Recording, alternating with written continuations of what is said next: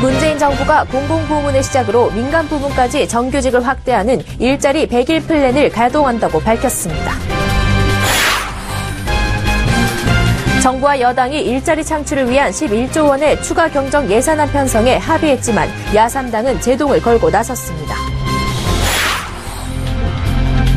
서울 수도권 전셋값이 꾸준히 오르자 전월세 상한제를 도입해야 한다는 목소리가 커지고 있습니다. 오피스텔에도 사물 인터넷이 적용되면서 건설사들과 통신사들의 협업이 활발해지고 있습니다.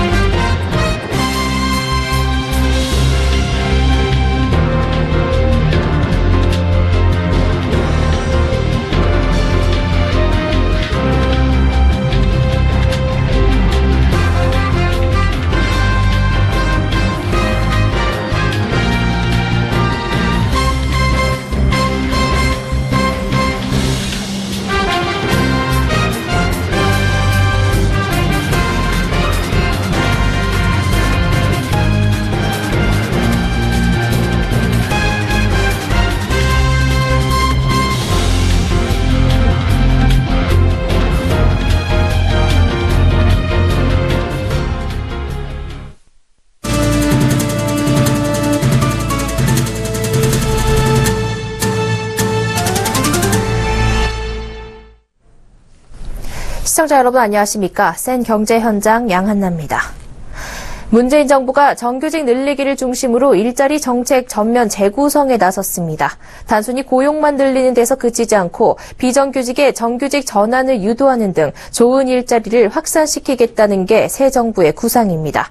이용섭 대통령 직속 일자리위원회 부위원장은 오늘 서울 창성동 정부청사별관 사무실에서 일자리 100인 플랜 발표 기자회견을 열고 이런 계획을 밝혔습니다. 이를 위해 정부는 공공부문 일자리 창출에 추경 예산을 적극 투입하는 등 공공부문 정규직 창출에 앞장서겠다고 밝혔습니다. 우선 문재인 대통령이 공약한 대로 하반기 공무원 1만 2천 명을 추가 채용합니다. 이 과정에서 재원은 이번에 편성되는 일자리 추경 예산을 적극 활용하겠다고 밝혔습니다. 민간 기업에도 정규직 일자리가 늘어나도록 다양한 정책을 도입합니다. 우선 일자리 창출에 적극적으로 나서는 기업에는 혜택이 집중될 수 있도록 세제 개편을 하고 규제를 대폭 완화해 기업들이 일자리 창출에 힘을 쏟을 수 있도록 했습니다. 반면 비정규직을 과다하게 고용하는 대기업에 대해서는 고용 부담금 도입을 검토하겠다고 했습니다. 문재인 대통령의 대통령 공약 1호는 일자리 창출입니다. 청년 실업률이 치솟고 사회 문제로까지 확산되면서 일자리 창출을 통한 소득 주도 성장으로 대한민국 경제 체질에 변화를 가져오겠다는 구상입니다. 그래서 문 대통령은 취임 직후 1호 행정명령으로 대통령 직속의 일자리위원회를 만들고 청와대에 대한민국 일자리 상황판까지 마련했습니다. 정부와 여당은 어제 당정협의회를 열고 문 대통령의 일자리 창출을 위해 11조 원 규모의 추가 경정 예산안 편성에 합의했습니다. 하지만 야3당은 오늘 일제히 이 추경 편성에 제동을 걸고 나서 여소야대 국회에서 추경안 수정이 불가피할 것으로 예상됩니다. 김상현 기자입니다. 자유한국당과 국민의당, 바른정당 등 야3당이 오늘 정부 여당이 추진 중인 일자리 추가 경정 예산안에 대해 일제히 반대 입장을 보였습니다. 정우택 자유한국당 권한대행이 가장 먼저 포문을 열었습니다. 정우택 권한대행은 오늘 기자간담회를 열고 정부가 추진하는 10조 원 남짓의 추경은 공공 일자리를 만들겠다는 것이 주축이라고 들었다며 일시적 일자리를 만들기 위해 추경을 편성하는 것은 국가재정법에 규정된 추경 요건을 충족하지 못하고 있다고 반대 입장을 보였습니다. 김동철 국민의당 원내대표도 추경안에 반대했습니다. 김동철 원내대표는 오늘 국회에서 열린 원내정책회의에서 공무원 1만 2천 명의 증원 방안에 대해 우려하지 않을 수 없다며 차기 정부에 30년 동안 두고두고 부담을 전가하는 경직성 예산을 본 예산이 아닌 추경으로 밀어붙이는 것은 국민이 동의하기 어렵다고 선을 그었습니다. 특히 지방 공무원을 포함해 1만 2천 명에게 들어갈 예산이 연간 5천억 원에 달한다면서 이들이 정년까지 30년을 근무한다면 무려 15조 원의 재원이 소요된다고 목소리를 높였습니다.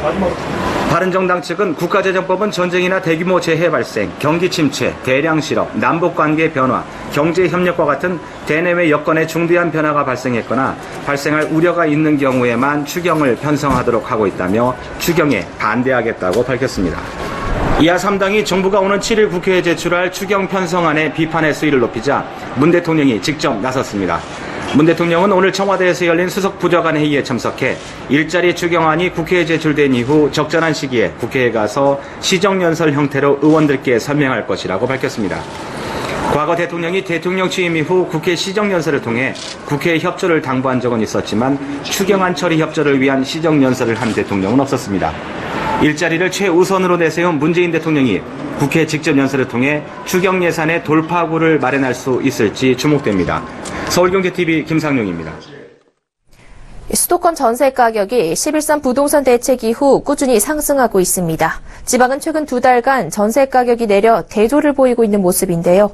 업계에서는 수도권의 전월세 상한제 등을 도입해 임대료 상승률을 제한하고 전세 기간을 늘려야 한다는 목소리가 높습니다. 집주인들의 반발도 예상되고 있습니다. 보도에 정창신 기자입니다. 한국감정원이 지난달 지역별로 평균 전셋값을 조사했더니 서울을 비롯한 수도권 전셋값이 꾸준히 오른 것으로 나타났습니다. 지난달 수도권 평균 전셋값은 2억 2,549만 7천 원으로 전달보다 0.23% 올랐습니다. 부동산 시장 과열을 막기 위해 정부가 작년 113 부동산 대책을 발표했지만 그 이후에도 계속 전셋값은 오른 겁니다. 수도권 전세 시장은 서울 도심과 강남권 업무지구로 접근성이 좋은 곳, 재건축 등 정비 사업이 활발한 지역을 중심으로 상승세를 나타내고 있는 것으로 분석됩니다. 반면 지난달 지방의 평균 전셋값은 1억 1,239만 7천 원으로 전달보다 0.03% 하락했습니다. 지방 전셋값은 113 대책 이후 꾸준히 오르다 지난 4월부터 2달째 하락세를 나타내고 있습니다. 업계에선 수도권 전세 시장에 전월세 상한제 도입을 서둘러야 한다는 목소리가 높은 상황입니다. 문재인 대통령은 대선 후보 시절 공약에서 집주인과 갈등 없는 사회통합형 주거정책을 펼치겠다고 밝혔습니다. 여기엔 임대차 계약 갱신 청구권제와 임대료 상한제를 단계적으로 제도화하겠다고 명시돼 있는 만큼 임기 중에 전월세 상한제가 실시될 것으로 예상됩니다. 전월세 상한제는 연임대료 상승률을 일정 비율로 제한하는 게 골자입니다. 현재 기업형 임대주택인 뉴스테이는 이미 임대료 상승률을 연 5% 이하로 제한하고 있어 업계에선 이와 비슷한 수준으로 나오지 않을까 관측하고 있습니다. 여기에 임대차 계약 갱신 청구권제도 같이 시행되면 임차인이 현재 2년마다 재계약하는 전셋집을 4년까지 살 수 있는 근거가 마련됩니다. 국토부 장관 후보자인 김현미 의원은 작년 7월 주택임대차보호법 일부 개정안을 발의한 바 있습니다. 현재 국회에 계류 중인데 임차인이 4년을 넘지 않는 범위에서 계약 갱신 요구권을 행사할 수 있도록 하는 내용을 담고 있습니다. 쉽게 말해 전세 사는 사람이 2년 계약 이후에 2년 더 살겠다는 의사를 밝히면 집주인은 이를 연장해줘야 한다는 뜻입니다. 하지만 집주인들의 반발도 예상됩니다. 지금까지는 부동산 시장 분위기에 따라 1억 원 넘게 전셋값을 올릴 수 있었지만 전월세 상한제가 시행되면 목돈 마련에 제동이 걸리기 때문입니다.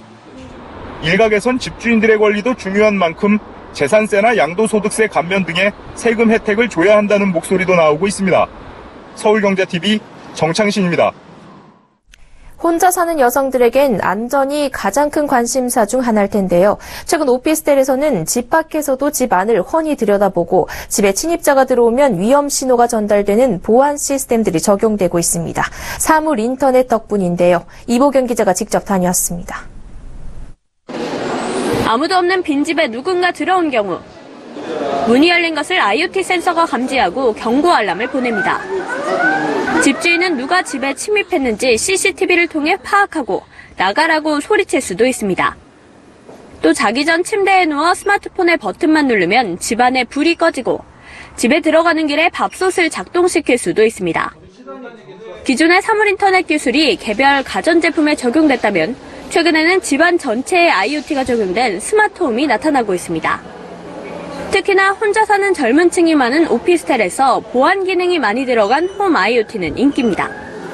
이 시설에 보고 반응들이 굉장히 좋으셔서 1차 분양도 저희가 2달 만에 완판이 됐고요. 2차 분양도 지금 90% 넘는 성과를 달성해 준 것 같습니다. 이렇게 홈 IoT에 대한 수요가 늘면서 최근 건설사들과 통신사들의 협업이 한층 더 활발해지고 있습니다. 홈 IoT 부문의 강자인 LG유플러스는 대우건설, 반도건설 등 20여 개 건설사와 제휴를 맺고 스마트홈 서비스를 제공하고 있습니다. SK텔레콤은 LH공사, 현대건설 등 국내 10대 건설사 중 4곳을 포함해 건설사 17곳과 제휴를 맺고 스마트홈 솔루션을 도입하고 있습니다. 이렇게 통신사들이 건설사와의 제휴에 적극 나서고 있는 것은 홈 IoT 시장 선점에 도움이 되기 때문입니다. 빌트인 계약을 맺음으로써 작게는 몇백 세대에서 크게는 몇천 세대까지 한꺼번에 많은 가입자를 확보할 수 있다는 장점이 있고요. 벌써 10조 원을 넘어선 국내 사물인터넷 시장. 2019년이면 21조 규모로 확대될 것으로 전망됩니다. 서울경제TV 이보경입니다. 이달 중 국내에서도 도로 위를 달리는 테슬라를 볼 수 있을 전망입니다. 테슬라의 본격 등장은 현대자동차 등 국내 완성차 업계의 자극이 돼 전기차 시장의 대중화를 앞당기는 촉매제가 될 것으로 기대되는데요. 이 자동차 보험을 판매하는 손해보험사들도 새로운 전기차 보험 시장을 선점하기 위해 바빠졌습니다. 정훈규 기자입니다. 세계적인 전기차 신드롬을 일으킨 테슬라가 오는 20일부터 국내에서 본격적인 차량 출고를 시작할 계획입니다. 그간 매장에서만 볼 수 있었던 테슬라 차량을 도로에서 볼 수 있는 겁니다. 전기차도 도로 위를 달리기 위해서는 의무 보험인 자동차 보험에 가입해야 하는 만큼 시장 선점을 위한 손해보험사들의 움직임도 분주해졌습니다. 우선 손보업계 1위인 삼성화재는 오늘부터 법인 소유 차량을 대상으로 한 업무용 전기차 보험 판매를 시작했습니다. 아직 개인용 전기차 판매량이 많지 않다는 점을 감안해 법인 차량을 1차 타깃으로 잡은 겁니다. 또 최근 정부가 공공기관의 전기차 의무 구매 비율을 단계적으로 70%까지 늘리기로 한 점도 이 같은 결정에 영향을 미친 것으로 보입니다. 손보업계 2위권인 현대해상은 새로운 전기차 보험 시장을 선점하기 위해 일찌감치 공을 들여왔습니다. 지난해 10월 업계 최초로 전기차 전용 보험을 출시했던 현대해상은 테슬라 고객을 직접 공략하고 나섰습니다. 현대해상은 테슬라 한국 공식 홈페이지에 자사의 전기차 보험 페이지로 유입되는 전용 사이트를 구축하기로 했습니다. 테슬라 홈페이지에는 앞으로 3년간 현대해상 전기차 보험 상품에 대한 소개가 게시됩니다. 다음 달부터는 중소손보사들의 전기차 보험 출시도 활발해질 전망입니다. 보험개발원은 전기차 참조요율 개발을 완료해 내일 금융감독원에 인허가를 신청할 예정입니다. 데이터 부족 등으로 전기차 전용 상품 출시가 더뎠던 중소사들도 이르면 다음 달부터 보험개발원의 참조요율을 사용할 수 있습니다. 서울경제TV 정은규입니다. 국내 소형 SUV 시장은 쌍용차 티볼리를 선두로 니로와 트랙스, QM3가 치열한 경쟁을 펼치고 있습니다. 소형 SUV에 대한 선호가 높아지는 가운데 현대차는 첫 소형 SUV 코나를, 기아차는 스토닉을 출시할 예정인데요. 올여름 소형 SUV 시장이 격변기를 맞이할 전망입니다. 김혜영 기자입니다. 올여름 국내 소형 SUV 시장에 신차가 몰려옵니다. 현대차는 6월 코나를, 기아차는 7월 스토닉을 내놓고 소형 SUV 시장 경쟁에 가세합니다. 현재 소형 SUV 시장에서는 쌍용차의 티볼리가 절대 강자로 군림하고 있습니다. 이 가운데 현대차는 코나의 외관 디자인 컨셉트를 담은 이미지와 티저 영상을 공개하고 바람몰이에 나섰습니다. 현대차는 첫 소형 SUV인 코나 출시를 통해 국내 SUV 시장의 판도를 재편하고 나아가 세계 SUV 시장까지 주도하겠다는 보관입니다. 기아차도 이르면 7월 소형 SUV 스토닉을 시장에 내놓을 예정입니다.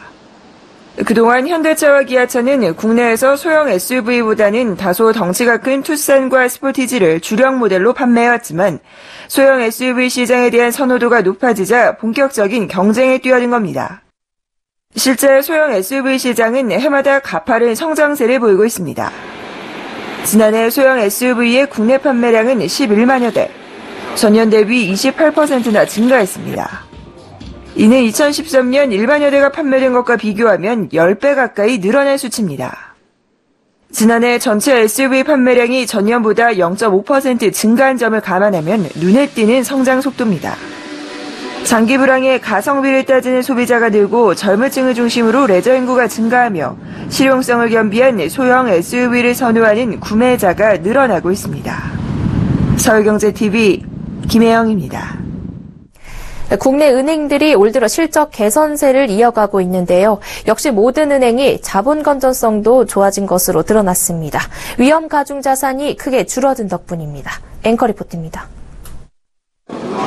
국내 은행들의 자본 건전성이 대폭 개선됐습니다. 금융감독원에 따르면 은행의 자본 건전성을 나타내는 지표인 국제결제은행 BIS 기준 총자본 비율이 개선됐습니다. 국내 은행의 BIS 기준 총자본 비율은 3월 말 15.14%로 작년 말보다 0.33%포인트 올랐습니다. 14.15%를 기록한 미국 은행과 비슷한 수준이자 바젤3 규제 비율 11%를 웃도는 수치입니다. BIS 비율은 국제결제은행이 정한 은행의 위험자산 대비 자기자본 비율을 의미합니다. BIS 비율이 떨어질 경우 은행이 거래기업 도산 등과 같은 위험에 대처할 수 있는 능력이 떨어지는 것으로 판단할 수 있습니다. 이에 은행들은 위험자산을 줄이거나 자기자본을 늘리는 방식으로 BIS 비율을 높이기 위해 노력합니다. 자본 건전성을 높이는 데 1등 공신 역할을 한 것은 위험 가중자산의 급감이었습니다. 올해 1분기 총자본은 1조 1천억 원 증가한 가운데 위험 가중자산은 23조 6천억 원이나 줄었습니다. 환율 하락으로 외화대출 원화 환산액이 줄었고 불황에 빠진 조선산업 등의 기업 구조 조정이 마무리되면서 국내 은행권의 선박 선수금 환급 보증과 대기업 여신 등이 감소한 겁니다. 시중은행 가운데 국민은행과 하나은행의 총자본 비율이 각각 16.71%와 16.29%로 가장 높았고 신한은행과 우리은행, 농협은행이 뒤를 이었습니다. 반면 구조조정을 한 조선해운업종 기업 채권을 많이 보유한 수출입은행의 총자본 비율은 11.89%로 가장 낮았습니다. 이어 전북은행과 기업은행, 제주은행 순으로 낮은 수준을 보였습니다. 서울경제TV 양한나입니다.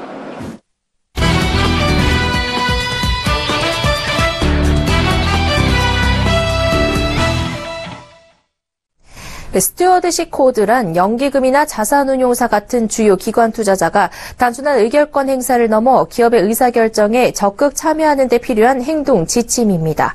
유세 때부터 스튜어드십 코드의 필요성을 강조해 문재인 대통령이 당선되면서 스튜어드십 코드 도입에 대한 업계의 움직임도 활발해지고 있습니다. 그래서 오늘 투데이 포커스에서는 이 스튜어드십 코드가 무엇인지, 국내 기업이나 기관 투자자들은 스튜어드십 코드에 어떤 입장을 보이고 있는지 김상훈 기자와 이야기 나눠보겠습니다. 안녕하세요. 네, 안녕하세요. 네, 스튜어드십 코드라는 단어가 생소한 분들이 많으실 텐데요.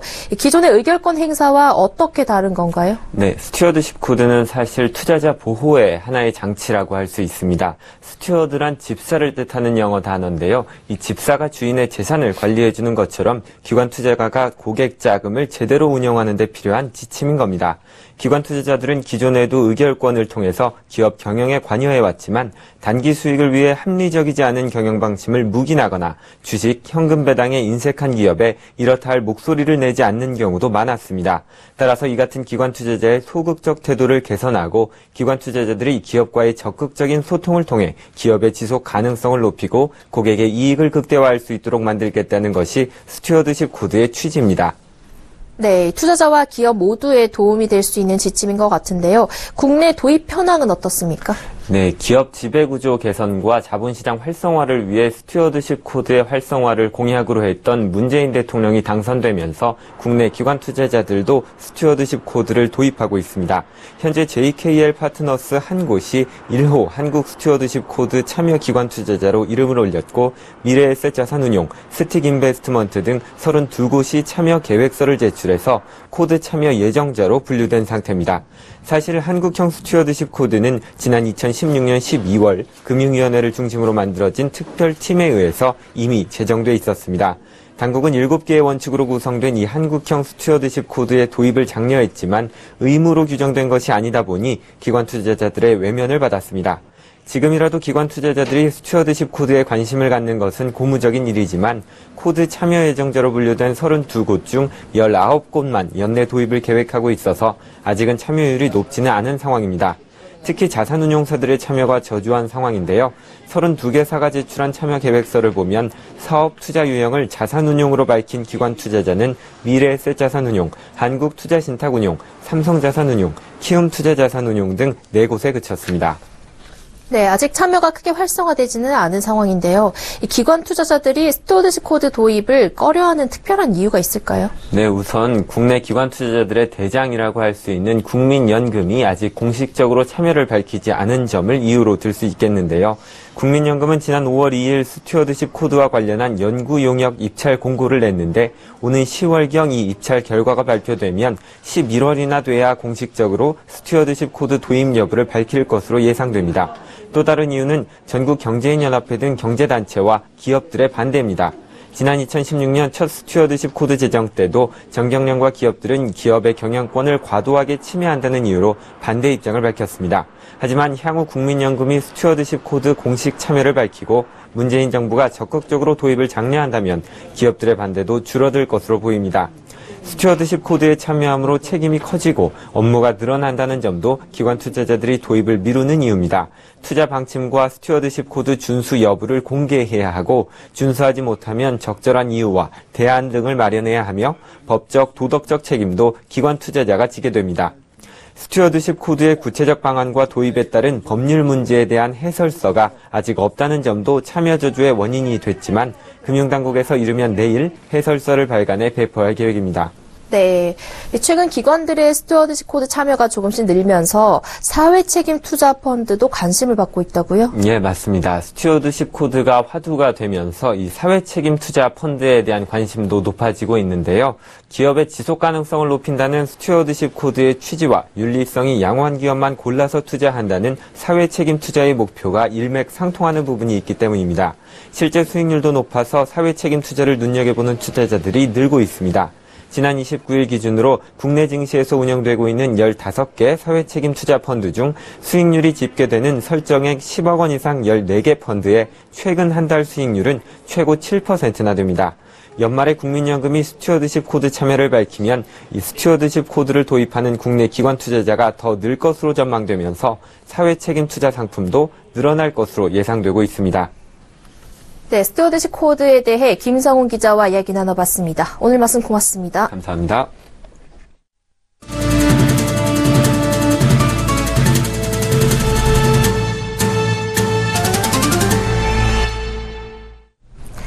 자산운용업계에서 기본 보수를 낮추고 성과를 내면 보수를 더 받는 성과보수 공모펀드를 잇따라 출시하고 있습니다. 미래셋 운용의 미래셋 배당과 인컴 30 성과보수펀드와 트러스톤 운용의 트러스톤 정정당당 성과보수펀드는 기본 운용 보수가 0.2%로 국내 주식형 펀드 평균인 0.7%의 30% 수준입니다. 다만 각각 3.5%와 3%를 넘는 수익에 대해선 환매 시 20%를 성과보수로 받는 구조로 설계됐습니다. 삼성자산운용의 삼성글로벌 창장지수펀드 로테이션 성과보수펀드도 기본 보수는 0.07%로 확 낮췄고 4%가 넘는 수익에는 환매 시 10% 수준의 성과보수를 적용합니다. 신한 BNPP 파리자산운용도 기본 보수 연 0.18%에서 3%가 넘는 수익에 15%의 성과보수를 받는 구조의 신한 BNPP 공모주엔 밴드트레이딩 50 성과보수펀드를 출시했습니다. 자산운용업계가 이 같은 성과 연동 펀드를 내놓고 있는 건 금융위원회가 공모펀드 활성화를 위해 자본시장법 시행령을 고쳐 자산운용사가 새로 펀드를 내놓을 때 성과 보수 체계를 적용하거나 고유 자금을 최소 2억 원 이상 투자하도록 했기 때문입니다. 산업통상자원부에 따르면 2014년 기준 수출에 의한 취업자 수가 610만 명으로 집계됐습니다. 전체 취업자 수에서 차지하는 비중은 25.9%로 일자리 4개 중 1개가 수출로 인해 만들어진 셈입니다. 롯데그룹이 오늘 서울 강서구 마곡산업단지에 식품 R&D 센터를 준공했습니다. 롯데그룹의 식품 계열사들의 신제품 개발과 기술 연구가 이곳에서 이뤄질 전망입니다. 중소기업청에 따르면 올 들어 4월까지 신설법인이 33,339개로 사상 최다를 기록했습니다. 수출 증가와 업황 개선 등으로 음식료품과 전기전자, 정밀기기를 중심으로 신설법인이 급증했습니다. 삼천보 화력발전소가 건설된 지 33년 만에 1, 2호기를 한 달간 일시 가동 중단합니다. 미세먼지 감축을 위해 노후한 석탄 화력발전소의 가동을 중단키로 한 새 정부의 조치에 따른 겁니다.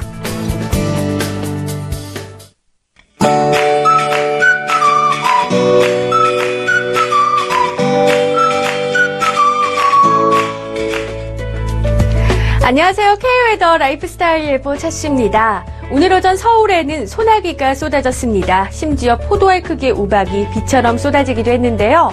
현재는 전국 대부분 지방이 구름만 다소 지나고 있는 모습입니다. 다만 강원도와 영남 지역으로는 여전히 소나기가 오는 곳이 있는데요. 앞으로 5에서 20mm의 소나기가 더 내리겠고요. 비가 내리는 동안 돌풍과 함께 천둥, 번개가 치는 곳이 있겠고요. 강원 산간 지역으로는 우박이 떨어지는 곳도 있겠습니다. 피해 없도록 주의하셔야겠습니다. 이 소나기 저녁부터 점차 그치기 시작해 밤이 되면 모두 그치겠습니다.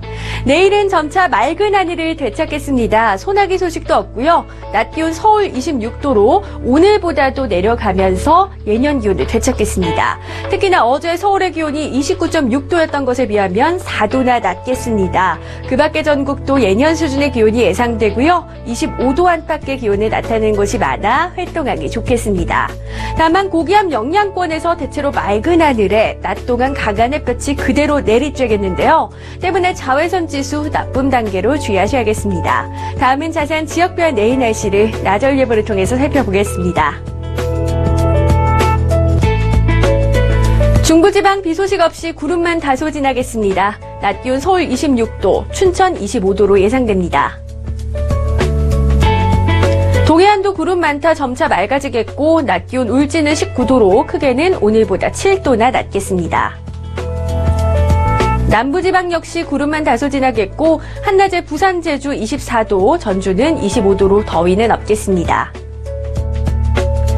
바다의 물결은 동해상에서 최고 3m로 높게 일겠습니다.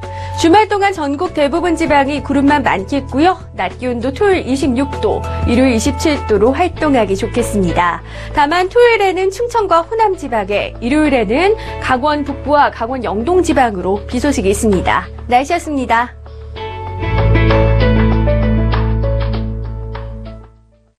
네, 센 경제 현장 여기까지입니다. 시청해주신 여러분 고맙습니다.